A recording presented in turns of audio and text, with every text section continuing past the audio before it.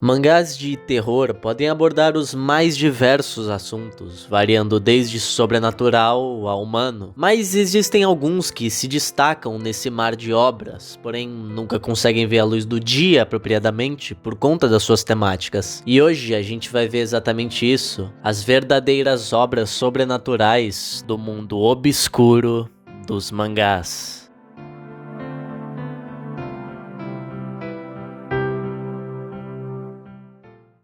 O sobrenatural não está só atrelado a demônios, espíritos e terror apropriadamente. Existem obras que exploram essa temática de um jeito tão único e criativo que conseguem nos gerar vários tipos de sentimentos, como os terrores cósmicos, saber que existem seres que talvez possam habitar o mesmo mundo que a gente. Eles também devem ser considerados aqui. Então vamos abrir com The Shadow Out of Time. Um homem chamado Nate tinha uma vida comum, era feliz no seu casamento, tinha filhos cujo qual convivia bem e era um professor renomado na universidade que ele lecionava. Mas tudo isso veio a mudar na manhã de mais um dia aparentemente comum. Ele rapidamente vê a visão de uma máquina com reflexo de algumas criaturas nela. Sua mente fica confusa e ele cai. Nada muito sério, e como aquilo não parecia ter afetado ele seriamente, o Nate continua o seu caminho para a universidade. Só que lá, ele não poderia ignorar o que estava acontecendo com ele. Visões invadem a sua mente, lugares distorcidos no meio do espaço, e sua mente indo cada vez mais fundo em um abismo de estrelas. Até que de repente, ele acorda. Um segundo para ele, mas 5 anos já tinham se passado. Ele não se sentia mais o mesmo. A sua casa estava bagunçada e ele tinha mais perguntas do que respostas naquela hora. O seu filho, agora um adulto, senta com ele e os médicos para dizer que ele teve um caso de amnésia, um diferente, porque nesses 5 anos a sua personalidade mudou completamente, sem nenhuma explicação aparente. O Nate tinha divorciado, perdido a guarda de 2 dos seus filhos e viajado por diversos lugares do mundo, e nem ele mesmo sabia o motivo disso. Quando ele decide ir através de motivos, as peças parecem se juntar. Sonhos de civilizações distintas e destruídas começam a vir à sua mente. Sonhos que não eram dele. Disseram que assim que ele acordou, logo depois de desmaiar naquela sala, os seus olhos não conseguiam se focar. Ele falava coisas estranhas em uma linguagem que ninguém compreendia, até o seu olhar se focar e ele tentar agir normalmente. O seu corpo estava bem, mas a sua mente não era mais a dele. Ele lia livros em uma velocidade inimaginável. O interesse dele, que era por política econômica, havia mudado para tudo e qualquer coisa que ele pudesse ler, até mesmo o livro original do Necronomicon. Nate continuava tentando desvendar os mistérios dos motivos daquela sua outra personalidade, até o dia que ele sonha com uma ruína, e nela uma criatura enorme estava à distância. Ela começa a perseguir ele e o Nate então acorda. As suas perguntas estavam bem perto de serem respondidas porque várias verdades haviam sido reveladas. Só que obviamente eu não vou estragar o final da história e de nenhum dos outros mangás aqui pra você. Então vocês vão ter que ler por si só se vocês se interessaram com a premissa. Justo, né? Só que antes eu já adianto. Esse mangá é uma adaptação de uma história do HP Lovecraft, então é óbvio que a narrativa de terror cósmico é ótima. Isso junto com a arte, que é muito única, nem parece um mangá. E elas juntas dão um sentimento perfeito que a história tenta passar. Porém, o buraco vai mais fundo aqui. Falando agora de um sobrenatural que é casual, um que pode acontecer com qualquer um de nós a qualquer momento do dia.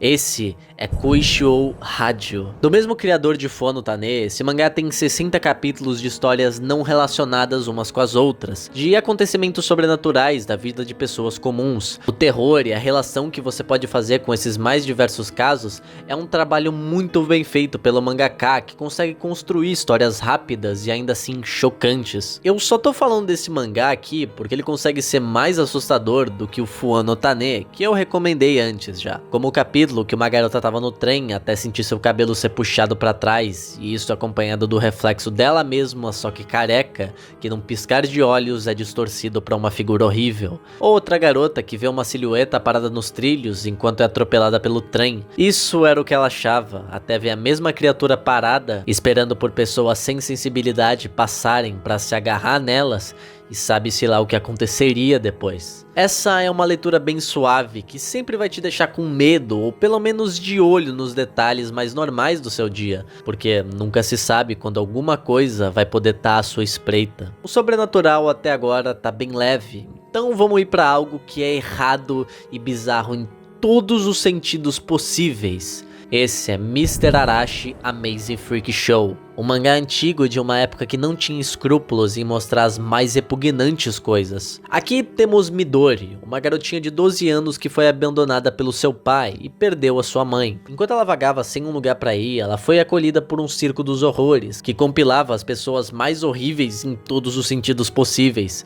Eles obrigavam ela a arrancar a cabeça de galinhas com os dentes para se apresentar, eram cruéis a ponto de esmagarem filhotinhos só para atormentá-la, e o dono, o Sr. Arashi, mantinha viva pessoas com anomalias quase sustentáveis, apenas para apresentá-las e ganhar um dinheiro com isso. Porém, como se não tivesse bizarro bastante, um homem chamado Masamitsu aparece. Ele não parecia um humano comum, já que ele conseguia distorcer o seu corpo para caber em um jarro pequeno, e por algum motivo queria fazer parte daquele circo. O homem, claramente um adulto, se encanta pela Midori, e eles começam um relacionamento. Eu falei que esse era pesado. Só que esse homem não conseguia só entrar em um vaso. Ao se irritar, ele mostra que consegue contorcer e transformar todas aquelas pessoas que estavam assistindo o seu show em criaturas distorcidas. Não se sabe como, nem de onde vinha aquele poder, ou se ao menos aquele homem era humano, mas o fato é que a visão do inferno era apenas algo que ele poderia oferecer. Esse aqui vocês vão precisar de estômago pra ver, de verdade. O fator sobrenatural dele tá na presença desse personagem, que é literalmente um diabo, ou até coisa pior. Um mangá rápido e chocante, e que eu posso dizer sem exagero, que é a melhor representação do inferno que eu já vi. E por último temos uma obra curiosa, que lida com o sobrenatural de uma forma única. Essa obra é Mononoke, abordando a história de um farmacêutico que vai de lugar a lugar caçando mononokes, espíritos malignos que se manifestam por um motivo. O farmacêutico para em um castelo onde ocorreria um casamento. Isso se a noiva não tivesse morrido por um corte sem explicações. O farmacêutico sabia o que estava acontecendo ali, mas sem confiança daquelas pessoas, ele é amarrado. Só que eles logo veem que precisam da sua ajuda quando um corpo cai do teto sem nem ao menos ser de uma pessoa que estava junto deles naquela sala. A espada do farmacêutico era a única coisa capaz de matar o Mononoke, mas para sacar ela, ele precisava de 3 coisas: forma, razão e verdade. Aquelas pessoas criaram o Mononoke e elas precisariam das ferramentas para matar ele. Quanto mais tempo vai passando, a sua força começa a aumentar e as barreiras do farmacêutico começam a ceder. Ele chega a possuir o corpo morto da filha da senhora do castelo apenas para abalá-la e dá a força que ela precisa para que o Mononoke entre. Só que ao abrir a porta, a gente vê do que ele é capaz. O seu poder fez com que anoitecesse e um exército de gatos pretos rodeavam uma única alma misteriosa que ataca aquela mulher e consome ela completamente. A espada não podia ser sacada, mas cada minuto naquela sala era valioso e o demônio continuava espreitando, à espera da sua próxima vítima. Essa é apenas a metade de uma das histórias contadas nesse mangá, sempre enigmático e não tratando o sobrenatural como algo unicamente assustador, mas sim também assustador. Os mistérios têm um ótimo propósito aqui, porque um espírito também tem razões, sentimentos e vontade de se vingar. Tem uma obra que estressa esse tipo de sentimento, é sem dúvida algo muito inovador, e que sem dúvidas eu nunca vi ser replicado da mesma maneira que esse mangá consegue. Mas por hoje eu vou ficando por aqui. Essas obras que eu falei vão valer o tempo de vocês sem sombra de dúvidas. E por mais que eu saiba que eu demore com esse tipo de vídeo, eu vou voltar com o mesmo formato em algum momento. Então esperem ansiosos para os próximos capítulos do lado obscuro dos mangás.